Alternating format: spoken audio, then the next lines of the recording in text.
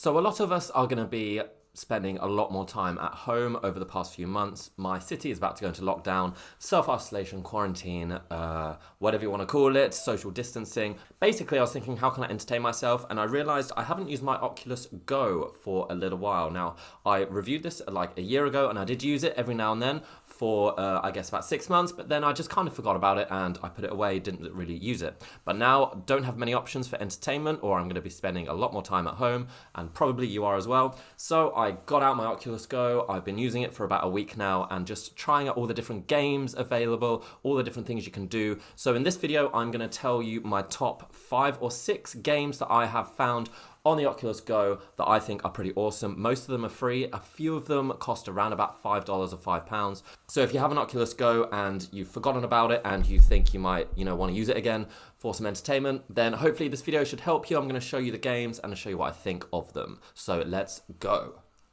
Now, the first game I want to talk about for the Oculus Go, which I think is pretty awesome, is called EndSpace. Now, this is a fighter simulation, kind of a space simulation game where you take control of a spacecraft and you go around doing missions, shooting, finding things, collecting things. So I think it's one of the more advanced games on the Oculus Go. It is not particularly difficult. I mean, I've just done the first 3 or 4 missions. There is a whole galaxy to explore. It reminds me of some space sims on the PC that I used to play about like 10 years ago or so, kind of like Free Space 2. I don't know if you remember that game, if anyone played that. Basically, the graphics on this game I think are really awesome. Certainly one of the best on the Oculus Go. It does seem like a full game rather than a mini game, which many Oculus Go games do feel like. There's a story mode, there's narration, there's missions to complete, so yeah, it definitely feels like more of a full game than many other Oculus Go games. Now, you control the ship by moving your head, and you control the weapons by moving the Go controller, and you have the trigger. You have 2 different options for weapons. You have your secondary weapon, your primary weapon, and yeah, it looks really good. It's very responsive. I've never once felt ill or sick or nauseous playing this game, which is a good thing. I think it moves really well. It's very, very smooth. The game is not particularly difficult. The enemies are not particularly difficult, and it can get a bit same old with the same enemies over and over again. But you do get some surprises. There is a story which is fairly compelling. I won't spoil it for you, but I think this is a pretty good game, particularly because it is free. It doesn't feel like it should be free.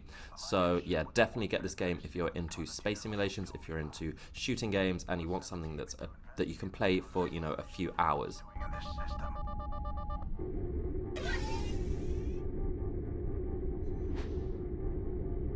Okay, the next game for the Oculus Go that I think is worth downloading is Dead and Buried. Now, this is another free Oculus Go game, and it is one of the more fun ones. As you can see here, it seems like it's designed for kids. It's very cartoony. Textures are not amazing. The graphics and stuff are not they're going to be the best you've ever seen, especially in the VR headset. It does seem a bit basic, but the gameplay itself is actually really good. Now, this is a shooting game, obviously set in the Wild West, and the village that you found is infested with zombies, and basically what you're supposed to do is just kill them. So there's it's kind of like a survival game. I don't know if anyone played Call of Duty, the Nazi zombies version of that, and there's waves and waves of enemies come at you, and each wave is harder than the next, and you're just supposed to survive the longest.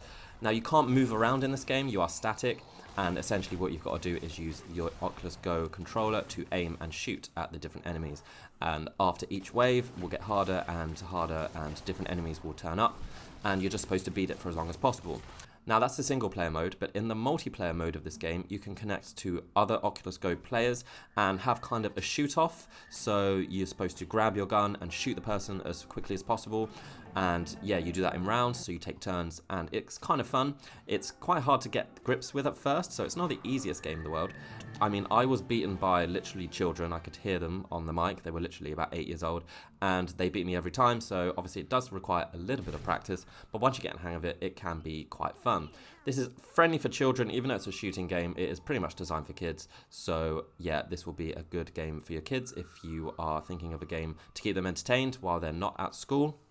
I played this game for about half an hour in one go, so I think that's about enough before you start getting bored. Obviously, then in a few days you might pick it up again and try and beat your last score. So it's definitely worth downloading, specifically as it's free, another free game, and it does have enough entertainment value there to keep you going for a few days at least. Okay, so the next game I'm going to show you, and this is probably my favorite out of all the ones I'm going to talk about, it's called Wands. Now, this is a paid game, but it's not particularly expensive. I believe it was about $5, and I think that's about how much it's worth. So Wands is essentially a dueling game using wands. Obviously, that's the kind of giveaway in the title, but basically you have these wands, you have different spells, and you fight against other online opponents. Now, you can either fight against real people or you can fight against the artificial intelligence.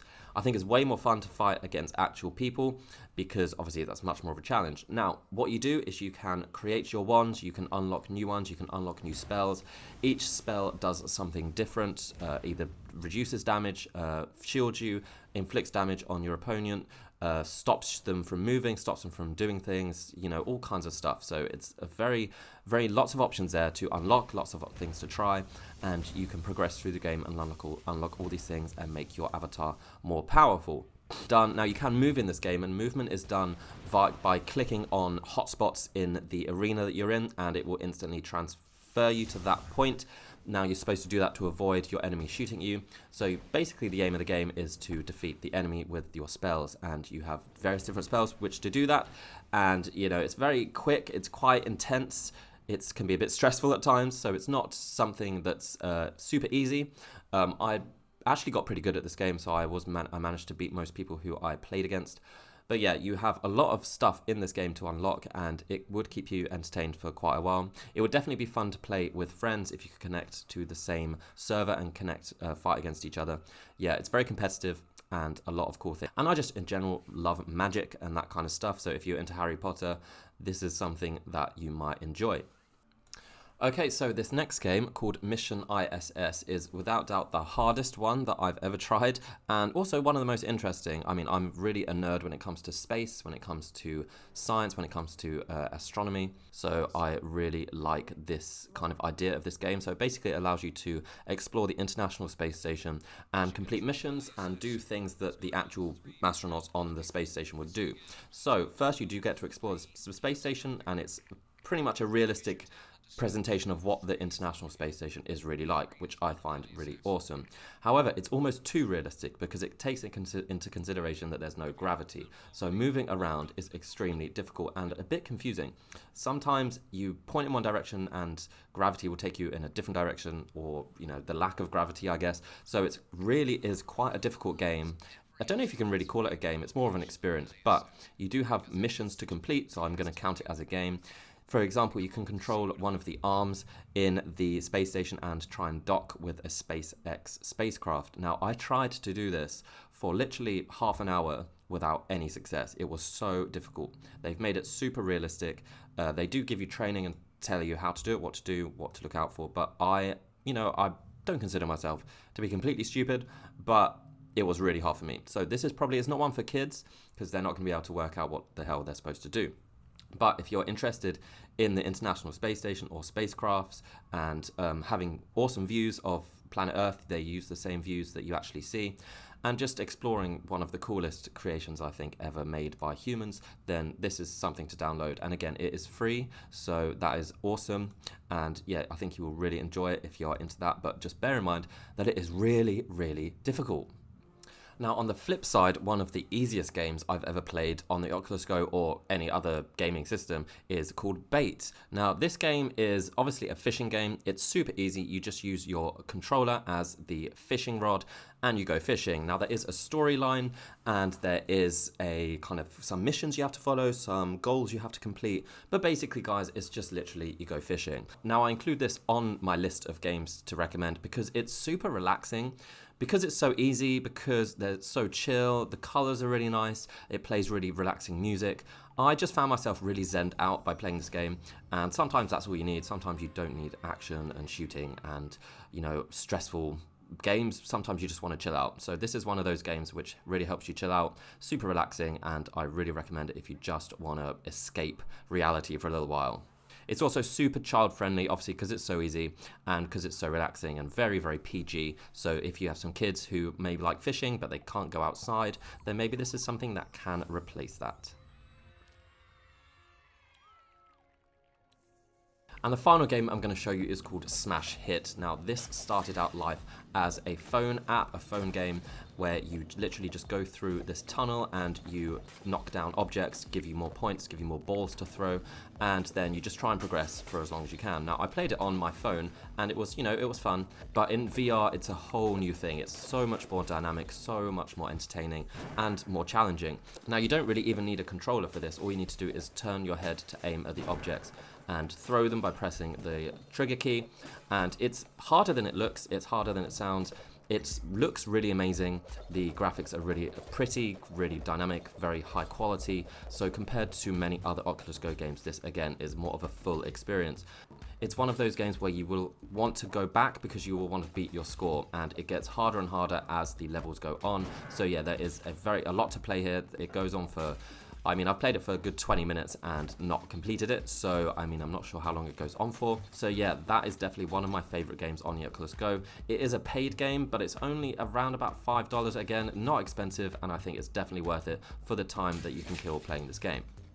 So that's it, guys. Those are my recommendations for Oculus Go games in 2020. Now, obviously, I have not tried every single game available in the App Store. There are literally hundreds of them. I did try a fair few, and those were my favorites. So obviously, if you see someone in the comments saying that, I missed out an amazing game, and probably haven't tried it. So if you know any games that I missed out and you think they're really awesome, then check them out. Pretty much, guys, if you have an Oculus Go and you're not sure which games to buy, when you are on that app store, they have reviews, and it's usually fairly obvious which games are worth trying out. I will be making some more videos, I guess, about VR. I'm definitely going to try and get the Quest before it is impossible to buy anything, and I'm going to try that out. I think that should help with some boredom that I'm probably going to be feeling in the next few months. God, I hope this doesn't last for months. But yeah, guys, stay safe, stay healthy, and I'll see you next time. Bye.